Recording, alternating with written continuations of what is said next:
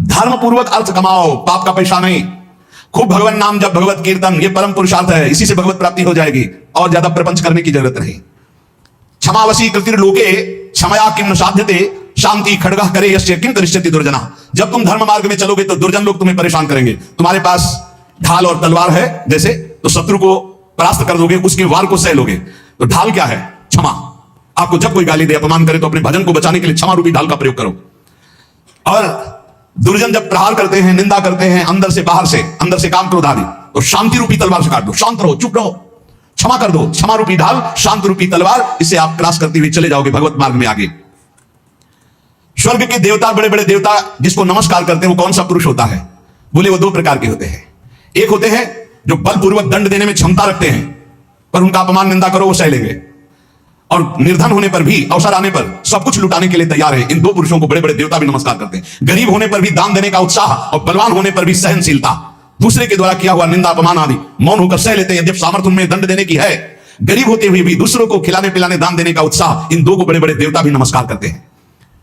द्वांभसी निवेष्टव्यो गले बद्ध्वा दृढ़ाम शिलाम धनवंत मादातारम दरिद्रम चा तपस्विनम। ये दो मरे हुए समझो, संसार में जीवित है, तो इसका अर्थ सीधे होता है गले में पत्थर डालकर डूब के मर जाने वाले स्वभाव वाले हैं। क्या? जो धनी होने पर भोग विलासिता में पैसा खर्चा करते हैं। एक होटल में गए, लाखों रुपए खर्चा कर दिए। अरे 250 ग्राम आटा नहीं खा सकते हो? कितने का 250 ग्राम आटा होता है? एक दो कटोरी दाल सब्जी ले लो, 2-4 रोटी ले लो, खा लो। प्रकृति के पैसे को बर्बाद करते हो। 5 लाख उड़ाया है, 5 लाख में 500 आदमी खूब बढ़िया भोजन पाते और बढ़िया स्वस्थ रहते। ऐसे विचार करना चाहिए। दुर्गति किनकी होती? जिनको इस जन्म में धन मिला और वो दूसरों की सेवा में, भागवतिक सेवा में न लगाकर भोगों में लगाते हैं। पीछे वाले श्लोक में था, द्वामिमो पुरुषो राजन स्वर्गस्योपरि तिष्ठितः प्रभुश्च क्षमया युक्तो दरिद्रश्च प्रदानवान। जो गरीब होकर दूसरों को दान देने का उत्साह रखता है वो, और जो बलवान होने पर दूसरों को क्षमा कर देता है वो, इन दो को देवता भी नमस्कार करते हो। देवलोक के भी ऊपर गति पाने वाला है। और इन दो को, जो धनी होने पर, धन होने पर भी साधु सेवा, गौ सेवा, भक्त सेवा या समाज सेवा में ना देकर वो उड़ाता है नाना प्रकार के काम भोग, विषय भोग, मनोरंजन में। ऐसा नहीं कि प्रकृति का धन तुम्हें मिला, तुम उसके स्वामी जो चाहो कर लो। तुम सिर्फ मुनीम हो, स्वामी तो भगवान है। हिसाब से चलो, नहीं सब छीन लिया जाएगा। जो धनी होने पर मदांध होकर गलत जगह धन खर्चा करता है, मैं इसका स्वामी हूं, और सही ढंग से उसका खर्चा नहीं, सो धन प्रथम गति जाकी। अरे कितने ऐसे बीमार लोग हैं जिनके पास अर्थ व्यवस्था नहीं। कितने भूखे लोग ऐसे हैं जिनके पास भोजन व्यवस्था। हम कह रहे हैं बहुत वास रहित लोग हैं जिनकी वास व्यवस्था नहीं। तुम्हारे पास धन बड़ा है। अरे कितने कितने करोड़ वैसे मनोरंजन में। पूरे भारत में एक एक कुटिया बना दो, एक एक गांव में, तो एक एक परिवार तो रह जाएगा। धन का सदुपयोग है दूसरों के सुख में लगाना, अपने मनोरंजन में लगाना नहीं। अपनी आन बान शान किसमें है? भगवान प्रसन्न हो जाए, इसमें नहीं है कि संसार जान जाए कि हमने इसके लिए इतना पैसा खर्चा किया। दुर्गति होती है। धन, अगर वो धर्म विरुद्ध आचरणों में जा रहा है तो तुम स्वामी के द्वारा दिए हुए धन का अपमान करो। तुम स्वामी नहीं हो, लक्ष्मीपति नारायण है, तुम थोड़ी हो। तुम तो मुनीम हो, तुम्हें केवल पुण्य बल से उतना अधिकार मिला है, छीन लिया जाएगा, देख लेना। इसी जन्म में दोनों क्रियाएं देखी गई। मदोन्मत्त हो जाने से श्री वैभव अंतर ध्यान हो जाता, खत्म खेल, पूरा जीवन जेल में काटो। और जो दरिद्र होने पर कष्ट सहकर भगवान नाम जप करके अपना काम नहीं बना लेता है, भोगों के लिए ललचाता हुआ दूसरों की चाटुकारिता करता है, दोनों मरे हुए पुरुष हैं। मरे हुए जिन हरि भगत हृदय नहीं आनी, जीवित सब समानते प्राणी। हरणम च परश्वानाम परदाराभिमर्शनम सुहृदस्य परित्यागस्त्रयो दोषा छयावहा।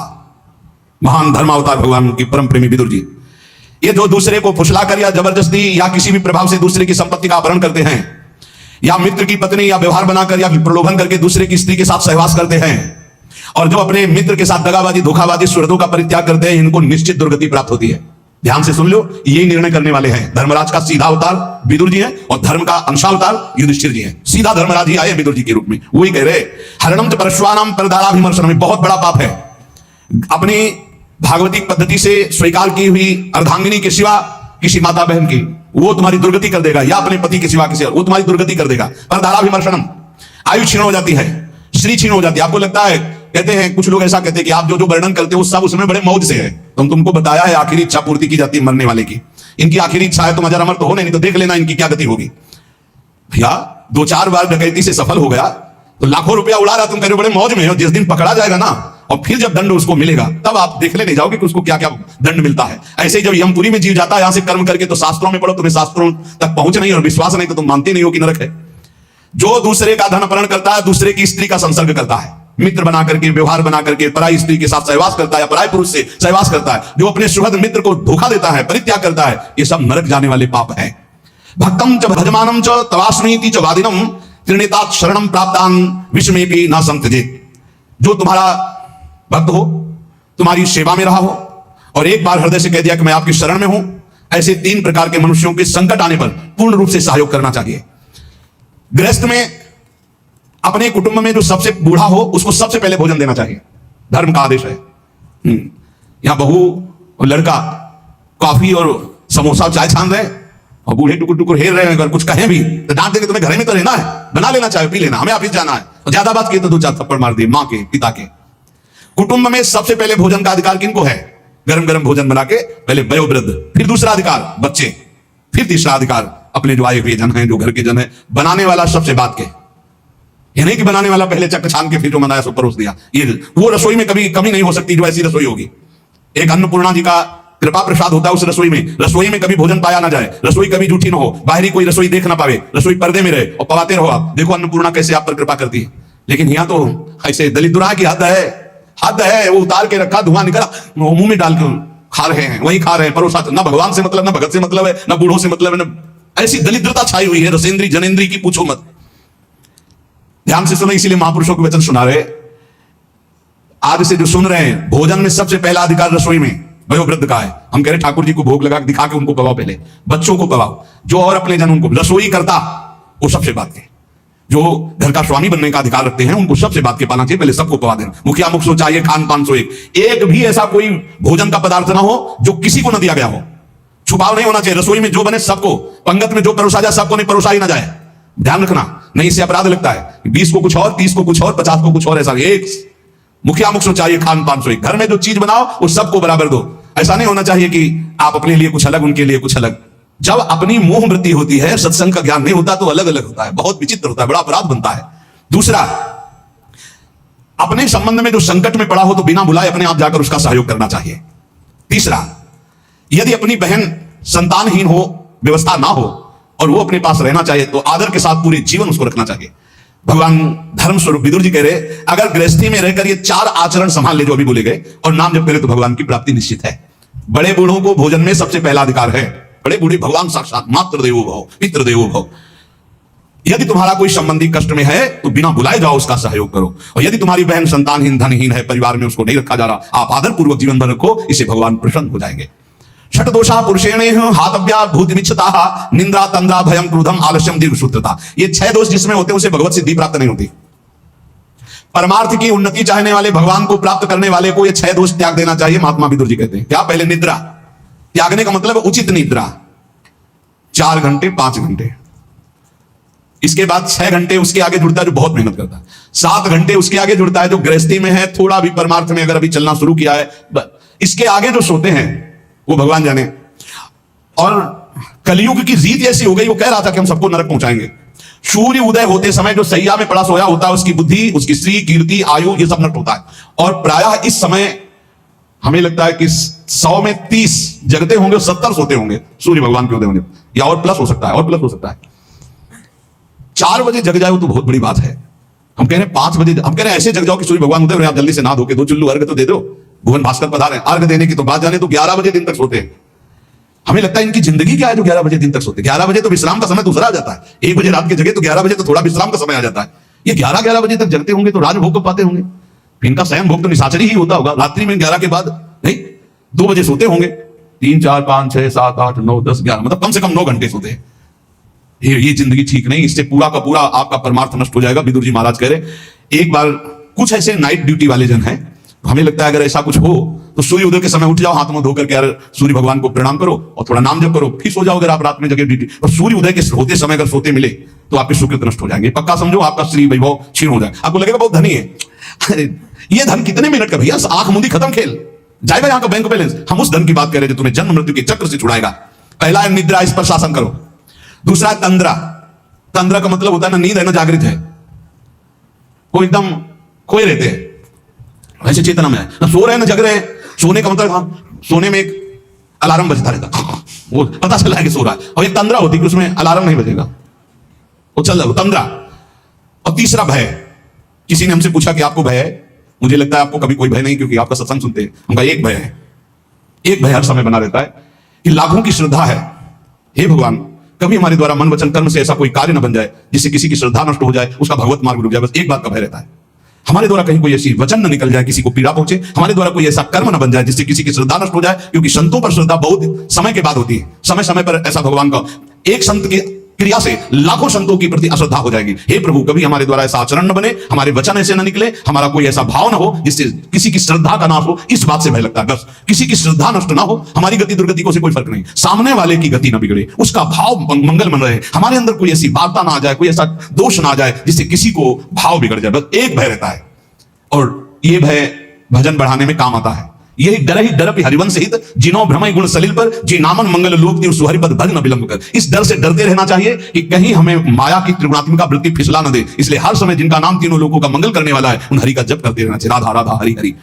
और भय, ये अन्य भय भगवान की प्राप्ति में बाधा पहुंचा देगा। निद्रा, तंद्रा और भय और क्रोध, ये तो निश्चित समझो अनुभव की भी बात कह रहे हैं, महीनों के भजन को शांत कर देता है। जो भजन का तेज उत्पन्न होकर ज्ञान प्रकाशित करता है, उसी को बैठा देता है। क्रोध नहीं आना चाहिए, गुस्सा नहीं आनी चाहिए। और आलस्य, ये आलस्य भजन मार्ग में बहुत ही घातक है।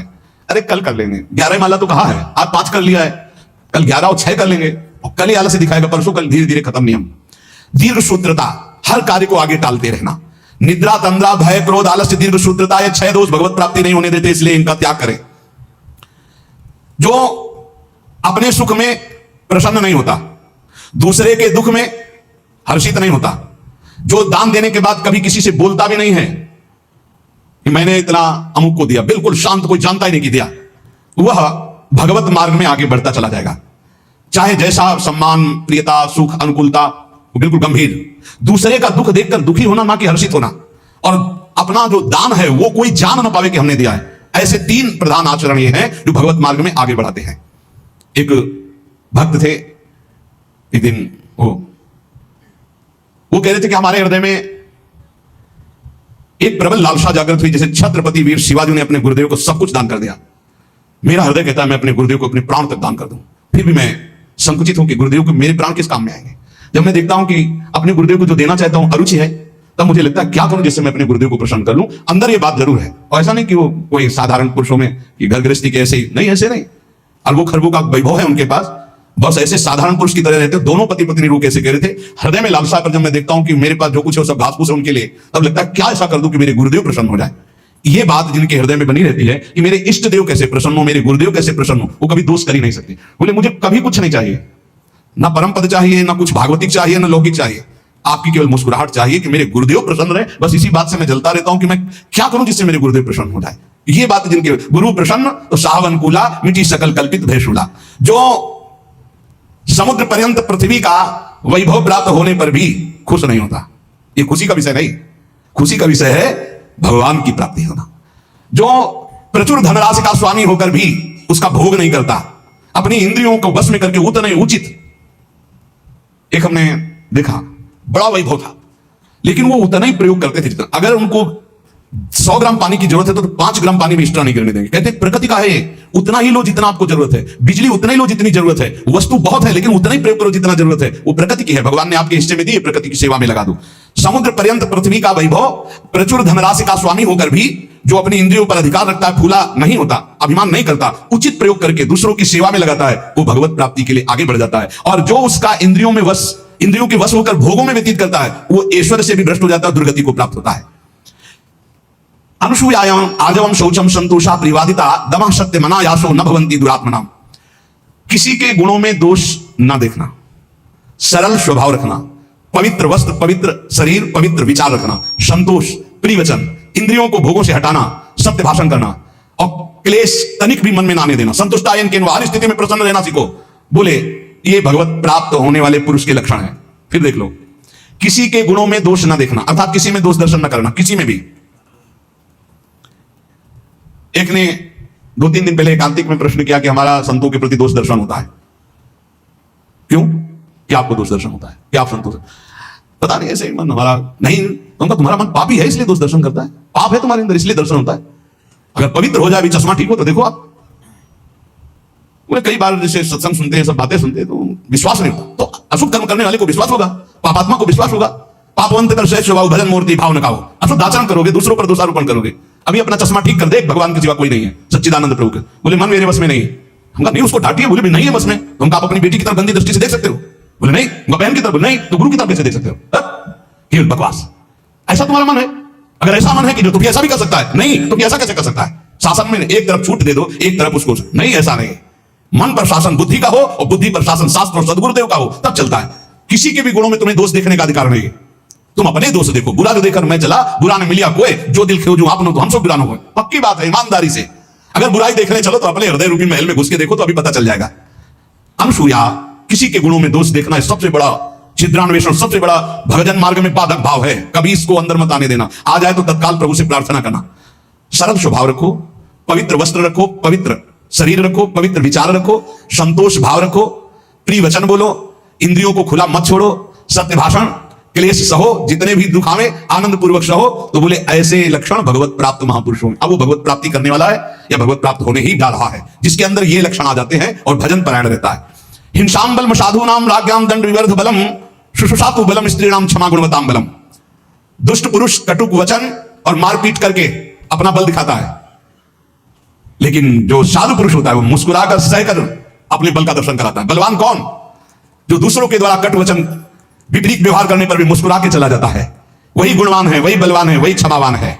इसलिए हे राजन, मैं मधुर शब्दों में कह रहा हूं कि यदि तुम्हें भगवत प्राप्ति करनी है तो ये निद्रा, तंद्रा, भय, क्रोध, आलस्य, दीर्घ सूत्रता, इनको त्यागो। गुणों में दोष मत देखो किसी के, सरल रहो, पवित्र भाव रखो, संतोष, प्रिय वचन बोलो, इंद्रियों का दमन करो, सत्य भाषण बोलो, और जितना भी क्लेश दुख आवे चुपचाप सह जाओ, नाम जप करो, भगवत प्राप्ति हो जाएगी। इन महान पुरुषों के वचनों का बार बार मनन करो और अपने आचरण में उतारो। कभी तुम्हारा कोई पुण्य दान आदि बन जाए तो तुम्हारा अहंकार अंदर से उठेगा कि उसका वर्णन करूं, मत करना, वो तुम्हारे बहुत काम आएगा आगे चल करके। कभी किसी को पानी पिला दिया हो, कभी किसी को भोजन पवा दिया हो, कभी कोई दान पुण्य कर दिया हो, मौन रहना, पूछने पर भी मत बताना। कोई पूछे वृंदावन गए थे, कुछ तो खवाया पिया होगा संतों को, मत बोलो अरे हमारे को खाने को नहीं, हम दूसरे को क्या खवा देंगे, हमें को भगवान पवा रहे हैं। ऐसे अपने पुण्य को छुपाओ। और अगर कोई संत महापुरुषों का समागम मिले तो भगवत प्राप्ति के योग्य जो वचन निकल रहे हैं उनको ऐसे पकड़ो जैसे कोई गरीब आदमी संपत्ति को पकड़ता है, और उन वचनों का बार बार मनन करो। तो जैसे पात्र को मांगा जाता है तो निर्मल हो जाता है, ऐसे जब हम सत्संग के वचन चिंतन करते हैं तो हमारा मन, हमारा बुद्धि, हमारा चित्त, हमारा अहंकार ये निर्मल होने लगता है। निर्मल अहंकार भगवत स्वरूप है। इसलिए खूब नाम जप करो, सत्संग का मनन करो और इसी जन्म में हम भगवत प्राप्ति करें, ऐसा निश्चय करो। शेष चर्चा आगे। श्री राधा।